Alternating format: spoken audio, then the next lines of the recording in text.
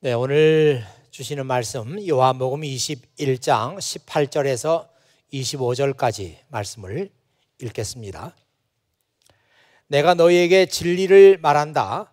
내가 젊었을 때는 내 혼자 힘으로 옷도 입고 내가 원하는 곳으로 갔지만 나이가 들게 되면 내가 팔을 벌리겠고 다른 사람이 내게 옷을 입힐 것이며 다른 사람이 내가 원하지 않는 곳으로 너를 데려갈 것이다. 예수님께서 이렇게 말씀하신 것은 베드로가 어떤 죽음으로 하나님께 영광을 돌리게 될지를 보여주시려는 것이었습니다. 이 말씀을 하시고 예수님께서는 베드로에게 나를 따르라고 말씀하셨습니다. 베드로가 뒤돌아 보니 예수님께서 사랑하시던 제자가 따라오고 있었습니다. 이 사람은 만찬에서 예수님께 몸을 기댄 채 주님을 배반할 사람이 누구입니까? 라고 묻던 제자였습니다. 베드로가 그 제자를 보고는 예수님께 여쭈었습니다. 주님, 이 사람은 어떻게 되겠습니까? 예수님께서 대답하셨습니다. 내가 다시 올 때까지 그가 살아있기를 원한다 해도 그것이 너와 무슨 상관이냐? 너는 나를 따르라. 이 사건 때문에 이 제자가 죽지 않을 것이라는 소문이 형제들 사이에 퍼지게 되었습니다. 그러나 예수님께서는 그가 죽지 않을 것이라고 말씀하신 것이 아니었습니다. 예수님께서는 단지 내가 다시 올 때까지 그가 살아있기를 원한다고 해도 그것이 너와 무슨 상관이냐라고 말씀하신 것뿐이었습니다. 이런 일들을 증언하고 그것을 기록한 제자가 바로 이 사람입니다. 우리는 그의 증언이 참되다는 것을 알고 있습니다. 이 외에도 예수님께서 행하신 다른 일들은 많이 있습니다. 만일 그 일을 일일이 다 기록한다면 온 세상이라도 그것을 기록한 책을 담기에 부족할 것입니다. 네, 거기까지 읽었습니다. 오늘은 부활절 6번째 주일을 맞이하게 됐습니다. 제가 이렇게 한 주 한 주 부활절에서 시작돼 가지고 첫 번째 주일, 두 번째 주일 이렇게 카운트하는 이유는 아직도 여전히 우리 부활하신 예수님과 함께 살아가는 우리의 신앙생활은 계속되고 있다. 이 사실을 여러분에게 강조해서 말씀드리기 위한 것입니다. 오늘 6번째 주일인데요. 너는 나를 따르라. You follow me. 이런 제목으로 함께 은혜를 나누도록 하겠습니다. 저는 오늘 이 말씀을 읽으면서 이 말씀이 우리의 삶에 대해서, 특별히 크리스찬의 삶에 대해서 많은 통찰력을 주고 있다, 그런 생각을 하면서 이 말씀을 읽었고 또 그 말씀을 여러분과 함께 지금 나누고 싶습니다. 사람이 자신의 삶에 대해서 어떤 생각을 하느냐 하는 것은 매우 중요합니다. 이것을 우리가 인생관이라고 그렇게 말하죠. 어떤 사람은 그냥 아버지와 어머니 사이에서 태어났으니까 그냥 사는 것이라고 생각합니다. 참 어떻게 보면은 어처구니 없는 그런 일인데도 불구하고 이렇게 생각하는 사람들이 많습니다. 그냥 뭐 사는 거지, 뭐 거기에 무슨 목적이 있습니까? 이렇게 생각하는 사람들이 많이 있습니다. 그런데 이렇게 생각하는 사람들에게는 자기 인생에 어떤 특별한 의미가 있다고 하는 것을 발견하기가 어려워요. 그런데 매우 소수의 사람들이 자신의 삶 속에 하나님의 거룩한 섭리가 들어있다, 이렇게 생각합니다. 나의 삶은 우연히 생겨진 것이 아니라 하나님의 목적에 따라서 창조가 됐고, 그리고 나의 삶 속에는 하나님의 계획이 들어있다, 그렇게 믿는 사람들이 있습니다. 바로 이 사람들이 저와 여러분이에요. 우리 크리스찬들은 절대로 내 생명이 그냥 어쩌다가 우연히 생겨난 것이라고 보지 않습니다.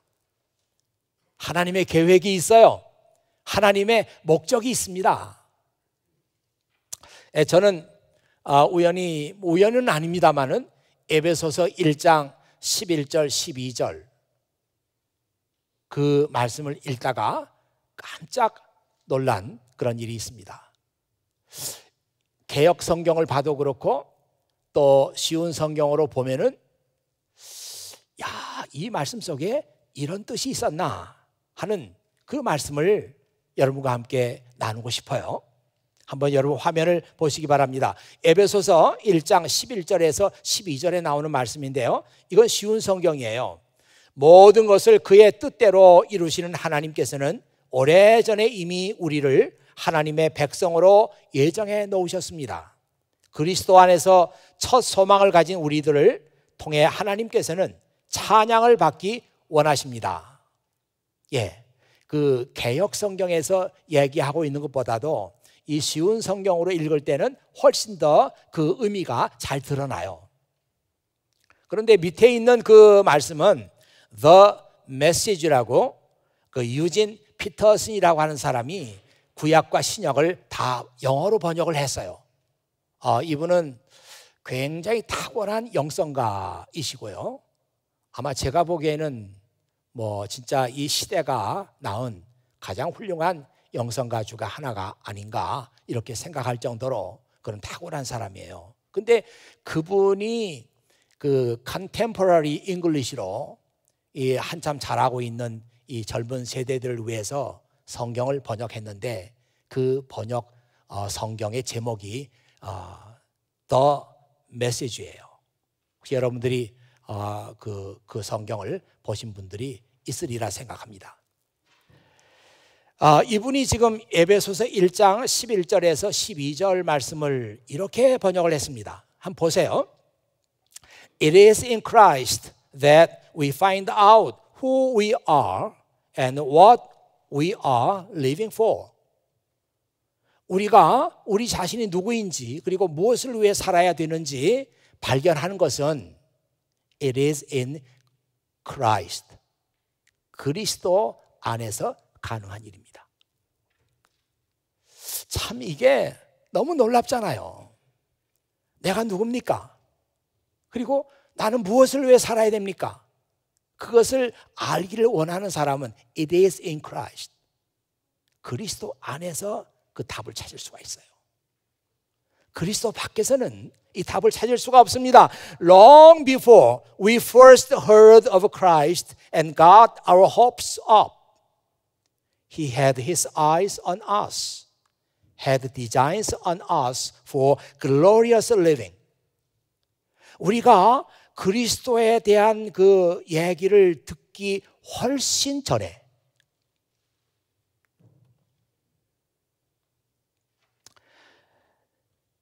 그분의 눈은 우리를 향하고 있었고, 그분은 우리가 glorious living, 그러니까 영광스러운 삶을 살도록 디자인을 가지고 있었어요. 우리가 그 디자인에 따르면 영광스러운 삶을 살 수 있는 디자인을 He had designs on us for glorious living. 우리가 영광스러운 삶을 살도록 하나님은 디자인을 만들어 놓으셨어요. Part of the overall purpose He is working out in everything and everyone. 그것은 그분이 모든 것 안에서 그리고 모든 사람 안에서 지금 일하시고 계시는 overall purpose, 하나님의 전체 큰 그 purpose가 있는데 그 purpose 안에서 우리가 glorious living, 정말 영광스러운 삶을 살 수 있는 디자인을 하나님께서는 가지고 계세요. 그 에베소서 1장 11절에서 12절 말씀 속에 이런 의미가 들어있다. 참 놀라운 말씀이죠.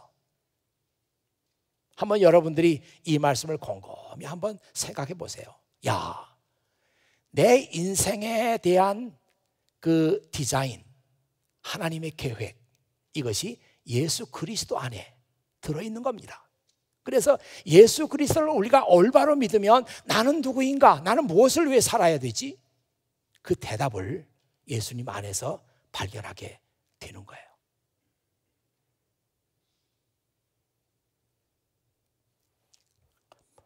바로 그 이유는 분명하죠. 바로 그리스도께서 저와 여러분의 생명을 창조하셨기 때문입니다. 그는 우리의 창조자예요. 우리 생명을 만드신 분이에요. 그러니까 만드실 때부터 우리의 생명에 대한 하나님의 디자인이 있었습니다. 그래서 그 디자인은 어디서 발견할 수 있느냐? 그리스도 안에서만 발견할 수 있다. 하나님 안에서만 발견할 수 있다. 그 외에 우리는 다른 어디에서도 이 사실을 발견할 수 없다. 이것이 성경의 메시지예요. 오늘 읽은 요한복음 21장 말씀은 이런 사실을 우리가 알아야 올바로 해석할 수 있다, 이렇게 생각하는 것입니다. 예수님께서 베드로에게 이해할 수 없는 그런 말씀을 하셨어요. 내가 젊었을 때는 내 혼자 힘으로 옷도 입고 내가 원하는 곳으로 갔지만 나이가 들게 되면 내가 팔을 벌리겠고 다른 사람이 내게 옷을 입힐 것이며 다른 사람이 내가 원하지 않는 곳으로 너를 데려갈 것이다. When you were young, you dressed yourself and went wherever you wanted to go. 네가 젊었을 때는 너 혼자 옷을 입었다. 그리고 내가 가고 싶은 곳이면 어디든지 갔다. 네. 사실 이 말씀을 생각해 보면은 그런 것 같기도 하면서 뭔가 좀 이상해요. 우리가 어렸을 때 옷을 못 입습니다, 혼자. 그래서 엄마 아빠가 옷을 입혀줘요. 그리고 옷을 입어도 내가 밖에 나갈 수가 없습니다. 엄마 아빠 따라서 나가는 거죠. 그런데 이제 다 크게 되면 내 스스로 옷을 입어요. 그리고 내가 가고 싶은 곳에 얼마든지 갑니다. 이제는 부모 따라가지 않아도 나 혼자도 갈 수 있는 거예요. 근데 오늘 말씀은 정말 이런 얘기하고 정반대의 말씀 아니에요? 야, 내가 어렸을 때는 너 혼자 옷을 입고 내 마음대로 다녔다. 그런데 이제부터는 그렇게 안 될 것이다. 내 마음대로 옷을 입을 수가 없고 내가 가고 싶은 곳에 아무 데도 갈 수가 없고 다른 사람들이 너를 인도하게 될 것이다. 이게 도대체 무슨 얘기예요? 근데 다양하게도 성경을 읽어보면은 이 말씀의 뜻이 무엇인가 하는 것이 그 다음 절에 나와 있습니다. 예수님께서 베드로에게 이 말씀을 하신 것은 그가 어떤 죽음으로 하나님 앞에 영광을 돌리게 될지를 말씀하신 것이었습니다. 이렇게 나와 있습니다. 참 성경 말씀은 독특하고 오늘 말씀은 다른 말씀하고 많이 달라요. 베드로가 어떤 죽음으로 하나님께 영광을 돌리게 됐는지 그것을 말씀하신 것이었다.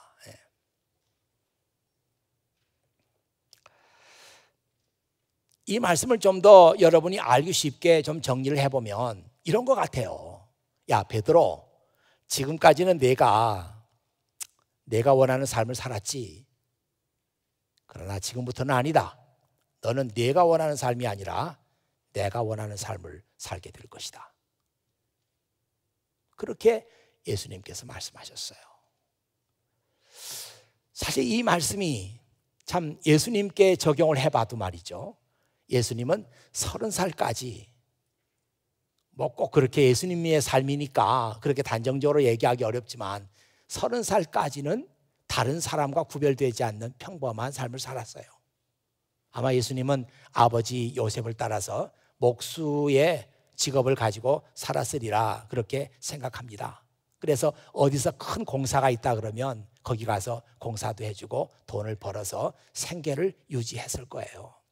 이 다른 사람들과 크게 다를 바가 없습니다. 그런데 30살이 딱 되면서부터 예수님은 세례를 받으셨고 세례를 받는 순간 그 시간부터 이제는 예수님은 개인적인 삶이 아니라 우리를 구원하시기 위한 공생의 퍼블릭 라이프를 예수님께서 살기 시작하셨어요. 이게 여러분들에게도 적용되는 말씀일까요? 사실 구약 성경에 보면 예언자들 보세요. 하나님께 부르심을 받은 사람들인데 이 사람들도 부름을 받기 전에는 그냥 평범하게 살았어요. 뭐 농사 짓는 사람도 있고 뭐 양을 치는 사람도 있고 그냥 평범하게 살았는데 하나님의 부르심을 받은 이후에는 그런 삶을 다 청산하고 하나님의 메시지를 전하는 일꾼이 됐단 말이에요. 아니, 예수님의 제자들도 그렇죠. 부르심을 받기 전에는 그냥 동네에서 어부로 평범한 삶을 살았습니다. 그러다가 예수님의 부름이 있자 이제는 그의 삶이 완전히 달라졌어요. 베드로도 그렇단 말이에요. 야, 베드로, 너 지금까지 뭐 이런저런 일도 많이 있었고 나를 배반한 적도 있었고 뭐 다 이해한다. 그러나 이제부터는 아니다. 이제부터는 너는 내가 원하는 삶이 아니라 내가 원하는 삶을 살게 될 것이다. 그렇게 말씀하신 거예요. 오늘 이 말씀이 여러분에게 적용하면 어떻게 되나요? 네, 우리 교회 우리 젊은 청년들이 와서 많이 신앙생활 하는데 이 청년들에게 있어서 지금의 삶이라고 하는 것은 장차 우리가 이 세상에 나가서 정말 크리스찬의 삶을 살기 위한 준비의 생활이다. 이렇게 볼 수 있을까요? 야, 이렇게 본다고 해도 정말 여러분들이 열심히 준비해야 돼요. 그냥 왔다 갔다 하면 안 되고 열심히 준비해서 하나님께서 나를 어떤 현장으로 보내실 때 거기서부터 나는 정말 크리스찬으로 그렇게 살아가야 됩니다. 예수님의 제자로 살아가야 됩니다. 그런데 준비하지 않아요. 시기적으로 보면 딱 준비하는 시기인데 준비를 게을리합니다. 근데 사실 이런 얘기에 약간의 문제는 있어요. 지금이 물론 준비한다는 그런 의미에서 맞는 얘기지만 그러나 거기에만 의미가 있는 것은 아니고 지금 여기에서도 우리는 충실한 한 사람의 그리스도의 제자로서 우리는 살아야 합니다. 준비만 해서는 안 돼요. 지금이.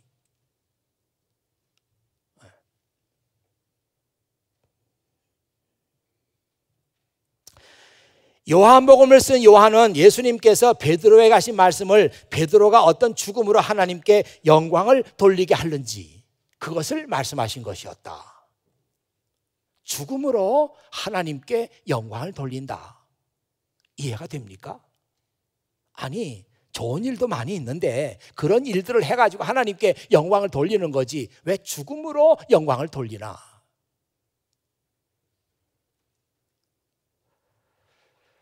그 요한이 예수님에 대해서 쓴 글을 보면 이런 말씀이 나옵니다. 하나님은 당신의 아들을 보내셔서 우리의 죄를 위해서 화목 제물이 되게 하셨습니다. 요한일서 4장 10절. 요한은 예수님의 삶을 어떻게 고백했는가 하면 예수님은 우리를 위해서 화목 제물로 드려진 분이었다. 제물이래요. 하나님과 우리의 관계를 좋게 하기 위해서 스스로 제물이 되신 분이 바로 예수님이라는 거예요. 제물은 뭡니까? 죽어야 돼요. 제물이 살아있으면 안 되지 않습니까? 제물은 죽어야 제물 역할을 한 거예요. 예수님은 십자가 위에서 죽으셨어요. 그래서 하나님께서 그를 이 땅에 화목 제물로 보내신 그 목적을 십자가 위에서 죽으심으로 완성을 하셨어요. 그 의미입니다. 우리 크리스찬들에게 있어서 죽음이라고 하는 것은 숨이 끊어지는 게 아니에요. 코를 대보니까 숨이 멎었어요. 죽었다. 그게 아니에요. 예수님처럼 우리 크리스찬들에게 죽음은 뭐냐? 우리가 평생 동안 하나님의 일에 헌신하고 하나님의 뜻을 이루고 하나님의 뜻을 실천하면서 마지막 우리의 숨이 멎는 순간까지 우리가 최선의 삶을 살고 그래서 하나님께서 나를 이 땅에 내신 하나님의 디자인, 하나님의 플랜, 하나님의 계획을 온전히 이루는 것입니다. 이게 죽음이에요. 우리 크리스찬의. 예수님께서 그러신 것처럼 우리의 죽음도 그런 의미가 있습니다. 자, 가운데 약간 엉뚱한 얘기가 오늘 말씀에 나와요. 베드로가 아마 예수님께서 자기에게 뭐 너 팔을 벌리겠고 네가 원하는 곳으로 가지 못하고 뭐 내가 원하는 곳으로 가게 될 거 뭐 그러면서 그것이 자기의 죽음을 얘기하는 것을 아마 베드로가 어느 정도 알았던 것 같아요. 그러면서 베드로가 뒤에 따라오고 있는 요한을 가리키면서 예수님, 제가 그렇게 된다고 하는 거 알겠습니다. 이해해요. 그런데 저 사람은 어떻게 됩니까? 요한에 대해서 물어봤어요. 그러니까 예수님께서 간단하게 말씀하시죠. 저 사람이 어떻게 되든 그게 너하고 무슨 상관이냐. 너는 나를 따르라. 너는 나를 따르라. 이제 저의 설교의 이 마지막 부분, 너는 나를 따르라, 이 말씀을 좀 여러분과 함께 은혜를 나누고자 합니다.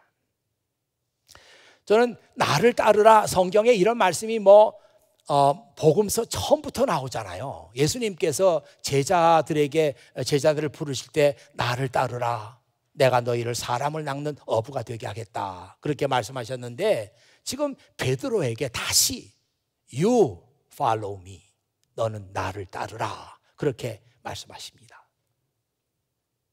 우리 믿음 생활은요, 예수님을 따르는 생활이에요.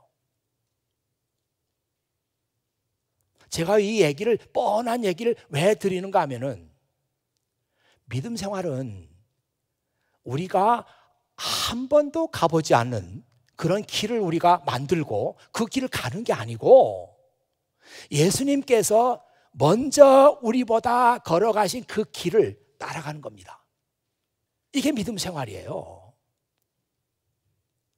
절대로 여러분, 믿음 생활이 여러분 스스로가 어떤 길을 만든다고 생각하지 마세요. 이미 예수님께서는 우리보다 먼저 그 길을 가셨습니다. 그래서 우리는 그 길을 따라가는 거예요.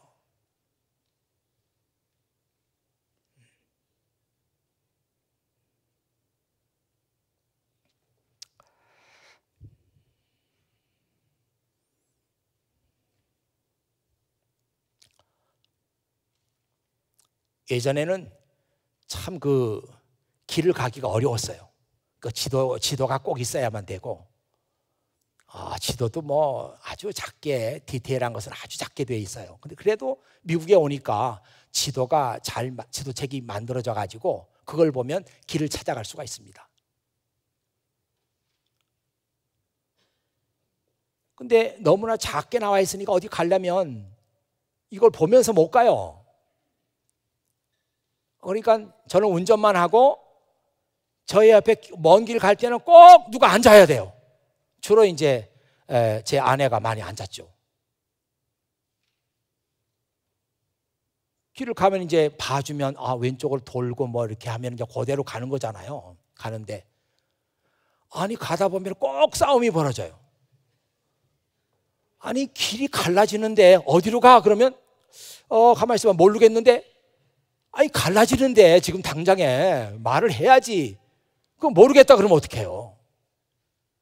이쪽인가? 그러면 난 그렇게 생각 안 해. 그럼 거기 있으면 토의할 시간이 없어요. 차는 이제 갈라져야 됩니다. 그러면 막 그냥 언성이 높아지고 화를 내는 거예요. 예, 저만 그렇겠어요? 여기 화낸 사람들 많이 있을 겁니다. 큰 싸움 나요 나중에는. 예. 근데 지금은 이제 내비게이션이 딱 있어가지고 출발하기 전에 주소를 쳐서 입력을 딱 하면 크게 문제가 되지 않는 바에는 목적지에 그냥 도착을 하는 거예요. 지도에 차가 갈 길이 미리 딱 그려져 있어. 그 길이 가면 돼요. 우리 믿음 생활은요, 주님을 따르는 길인데 주님께서 가신 길이 마치 그 내비게이션 따라가듯이 아주 선명하게 줄이 딱 그어져 있어요. 그리 가면 돼. 그런데 그 길대로 가지 않는 게 문제입니다. 우리 그 길을 보면서 그 길로 가면 주님을 따르는 삶이 되는데 그 길을 가지 않아요. 자기 멋대로 길을 갑니다. 그러니까 목적지가 엉뚱한 곳에 항상 도착하는 거예요. 그 길 안 가니까. 주님을 따르는 삶은 모르는 길 가는 거 아니고요, 나 혼자 길도 없는데도 불구하고 길을 만드는 그런 그 믿음 생활이 아니고요. 앞서가신 주님을 따라가는 길, 이것이 믿음 생활입니다. 우리는 정말 아까 제가 서두에서 얘기한 것처럼 우리 각자가 유니크한 삶의 목적을 갖고 있어요. 이 사람은 이런 유니크한 목적이 있고 이 사람에게는 이런 유니크한 목적이 있습니다. 하나님께서 우리를 창조할 때 다 똑같이 창조하지 않았어요. 야, 이 사람은 이런 목적으로 창조하고 이 사람은 이런 목적으로 창조했기 때문에 우리 각자가 하나님께서 두고 계시는 목적이 독특해요. 전부. 저는 어쩌다가 목사가 됐어요. 그 하고 많은 일이 있는데 어쩌다가 내가 목사가 됐나, 이런 생각을 집에 혼자 있을 때 많이 해봐요. 어떻게 보면 참 두렵고 떨려서, 야, 내가 왜 목사가 됐나. 제일 떨리는 일 가운데 하나는 내가 하나님의 말씀을 가지고 이 단위에 올라와서 하나님의 말씀을 대변하면서 설교를 하는 거예요. 야, 내가 정말 그럴 자격이 있나. 어떤 때는 내가 지키지도 못할 일을 가지고 성도들에게 지켜야 된다고 얘기할 때가 있어요. 어떤 때는 내 마음속에도 사람에 대한 미움이 있는데도 불구하고 사람을 사랑해야 된다고 얘기할 때가 있어요. 힘들어요. 이번에 KMC 연회가 볼티모어에서 열렸는데, 이번 연회가 뭐 사람들을 많이 선출하고 선거하고 뭐 감독도 만들고 막 그런 선거였어요. 그 전까지만 해도 저는 그 연회 일에 그렇게 관심을 안 가졌기 때문에 잘 몰랐어요. 근데 이제 관심을 좀 가지면서 보니까 와, 놀랐어요. 아니, 목사들이 모여서 회의를 하는데 말도 아니에요. 협박, 회유, 겁주고, 거짓말, 말 뒤집기. 금방 이렇게 얘기해놓고 난 얘기한 적 없다고 탁 잡아떼고, 야, 이런 걸 보면서 깜짝 놀랐어요. 목사들이 이래도 되나 정말. 아이고, 감투가 뭐가 그렇게 중요하다고 그거 얻기 위해서. 어떤 사람은 이런 사람으로, 어떤 사람은 이런 사람으로, 어떤 사람은 목사로 하나님께서 삼으셨는데, 이거 그냥 자기의 어떤 프리빌리지로 생각하면 안 돼요. 정말 두렵고 떨리는 마음을 가지고 이걸 감당해도 모자라는데, 거짓말, 사기, 협박, 회유, 명예욕, 말도 안 돼요. 여러분도 마찬가지입니다. 하나님께서 여러분 각자에게 유니크한 목적을 가지고 하나님께서 여러분의 생을 만드셨어요. 그 나에게 두고 계시는 그 유니크한 목적이 뭔가 여러분 알아야 되지 않겠습니까? 발견해야 되지 않아요? 몰라도 돼요? 아니잖아요. 알아야 됩니다. 모르면 안 돼요. 알아야 돼요.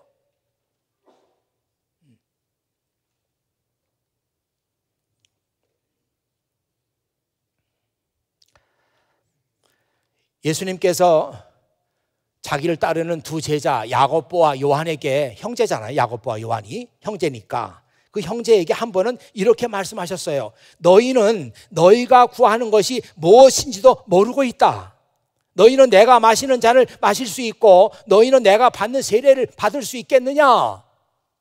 그렇게 물어봤더니 그 형제가 뭐라 그러냐면, 예, 할 수 있습니다. 그랬어.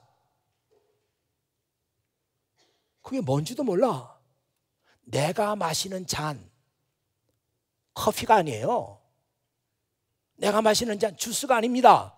내가 마시는 잔, suffering, 고난이에요. 고난의 잔. 내가 받는 세례, 여기 와서 세례 받는 그거 아니에요. 여기서 내가 받는 세례라고 하는 것은 suffering, 고난이에요. 그것도 내가 이렇게 고난을 받았는데 나를 따라오는 너희가 내가 받는 고난 너희도 받고 내가 받는 희생 너희도 할 수 있느냐? 그렇게 물으신 거예요. 할 수 있습니다. 뭔지 모르고. 많은 사람들이 예수님 따라가는데 예수님께서 가신 길이 내비게이션에 나와 있듯이 이렇게 선명하게 나와 있으니까 그 길로 가면 되는데 그 길을 거부해요. 왜? 거기 고난이 있어요. 거기에 희생이 따라와요. 이것은 그 길로 가자면 이기심을 가지면 안 돼요. 그러니까 그 길로 안 가는 거예요. 그 길로 안 가는 데서부터 우리 교회의 문제는 시작이 됐고 그 길을 거부하면서부터 우리 개인의 신앙생활은 타락하기 시작합니다.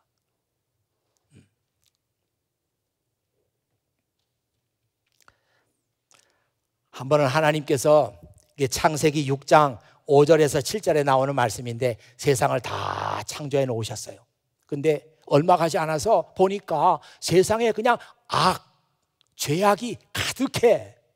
그래서 하나님께서 안 되겠다. 이거 다시 시작해야지. 그러면서 홍수로 심판을 해버렸어요. 그리고 의로운 사람 한 사람 노아를 데리고 내가 다시 시작하겠다. 여러분도 그렇잖아요. 뭐 망치면 그냥 싹 없애고 다시 시작하잖아요. 하나님도 싹 이렇게 하면서 다시 시작하신 거예요. 그 성경에 보면 하나님께서 이 사람을 만드신 것을 후회하셨다, 한탄하셨다, 그렇게 나옵니다. 야, 정말 이게 그 성경에서만 읽을 수 있는 독특한 말씀이에요. 하나님께서 엿새 동안에 그 세계를 다 창조하시고 마지막 날 사람을 창조하셨죠. 그리고 하나님께서 세상과 사람을 창조해 놓으시고 참 보기 좋다. It is good. 그렇게 말씀하셨어요. 근데 얼마 안 가서 이 세상이 악으로 얼룩지기 시작합니다. 내가 왜 사람을 만들었지? 하나님께서 후회하시고 홍수로 심판하세요. 저는 지금 이 교회 또 이 시대를 살아가는 우리 크리스찬들의 모습을 보면서 그런 생각을 해봤어요. 이게 헛된 생각이 아니기를 바랍니다. 우리 전 세대는 믿음 생활을 죄송합니다만 잘 못했어요. 제가 400m 달리기로 이렇게 비유를 해보면 400m 달리기에 4명의 주자가 있습니다.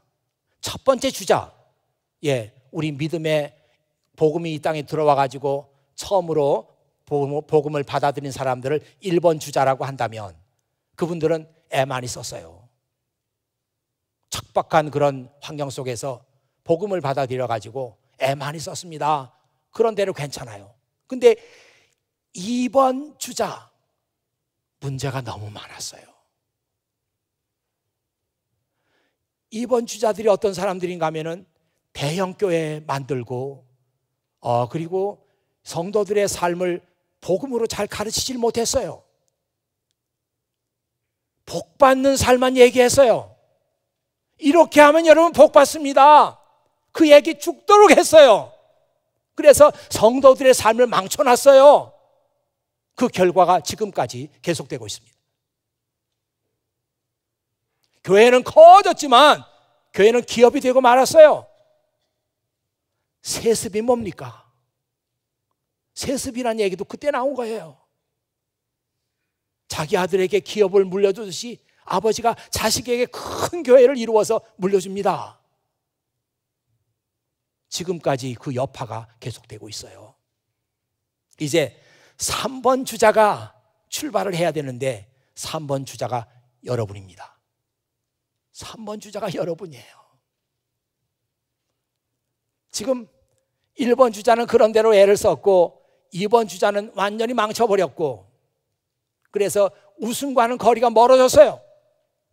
이제 3번 주자인 여러분들이 힘껏 뛰어야 됩니다.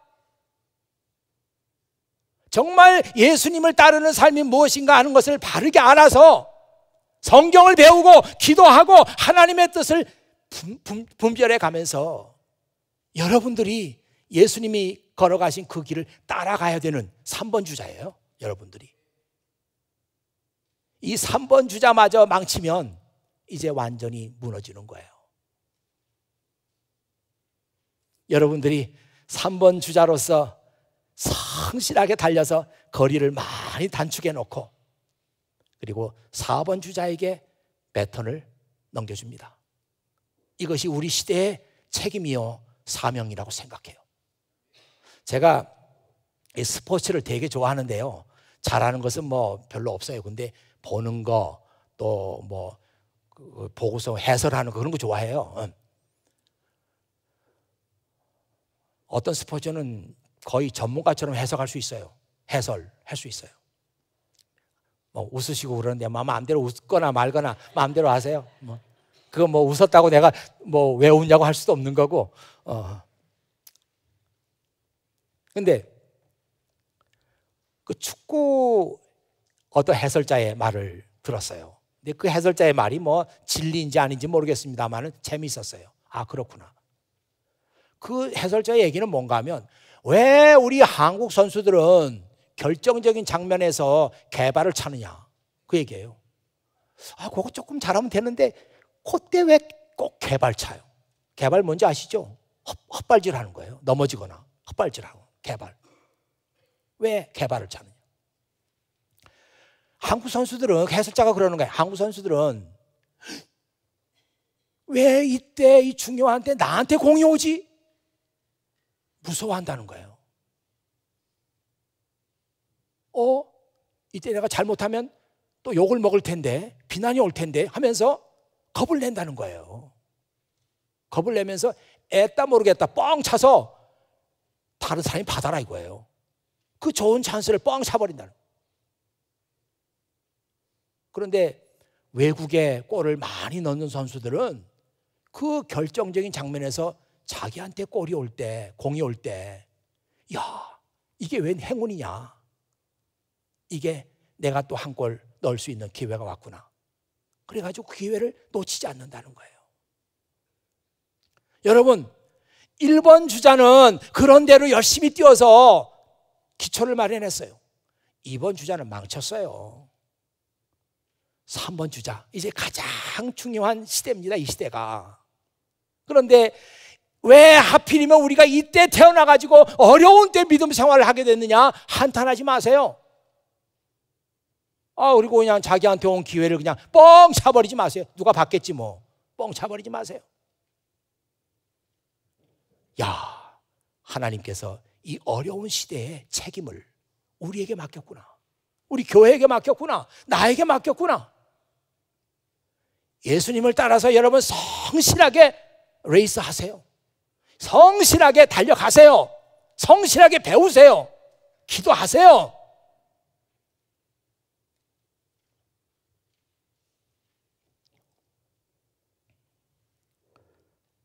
그러면 이 교회에 희망이 생깁니다. 희망의 불빛이 꺼져 가다가도 여러분이 힘써 달리면 다시 희망의 불빛이 보이기 시작하는 거예요. 여러분에게 그 책임을 맡겼습니다. 하나님께서 네 사람의 주자를 칭찬한다면 누구를 칭찬할까요? 여러분을 칭찬하시는 거예요. 가장 어려운 때, 하마터면 주님의 교회가 희망의 불꽃이 다 사라져버릴 때 이 시대에 우리는 태어났습니다.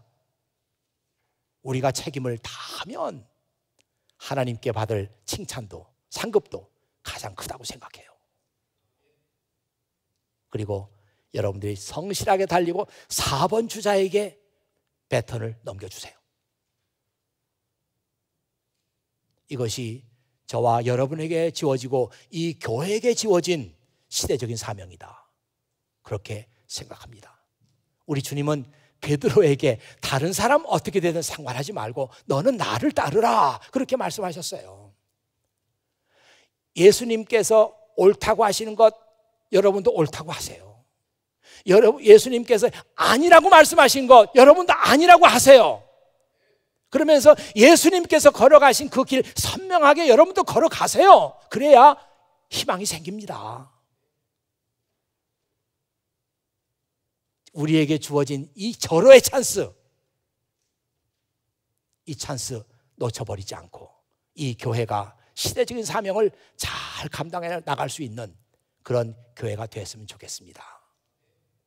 예, 여러분의 얼굴, 여러분의 행동, 여러분의 말에서 크리스찬다운 향기가 나오기를 바라요. 거짓말, 협박, 사기, 협잡, 말 뒤집기,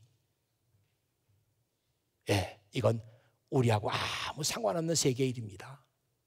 여러분은 이 세상에 나가서도 순결한 비둘기처럼 그리스도의 향기를 뿜어야 될 사람이 여러분들이에요.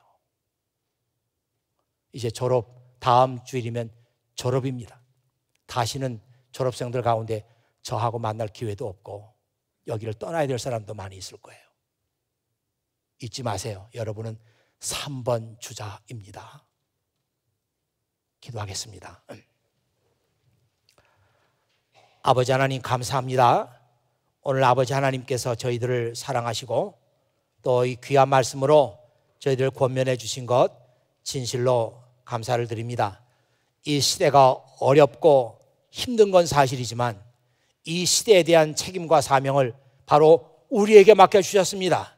이 교회에게 맡겨주셨습니다. 우리가 우리에게 주어진 이 절호의 찬스 결코 놓치지 않고 하나님의 뜻을 실천해 나갈 수 있는 이 교회가 될 수 있도록 아버지 하나님께서 역사하여 주시기를 간절히 바라옵고 원합니다. 부디 아버지 하나님께서 이 교회를 사랑하시고 이 교회에 속한 여러 형제 자매들을 하나님께서 이 시대를 구원하기 위한 도구로 사용하여 주시기를 간절히 바라옵고 원합니다. 사랑하는 모든 형제 자매들의 마음속에 너는 나를 따르라, 너는 나를 따르라, 너는 나를 따르라, 이 말씀이 가슴 깊이 새겨지도록 도와주시옵소서. 우리 구주 예수 그리스도의 이름으로 기도하옵나이다. 아멘.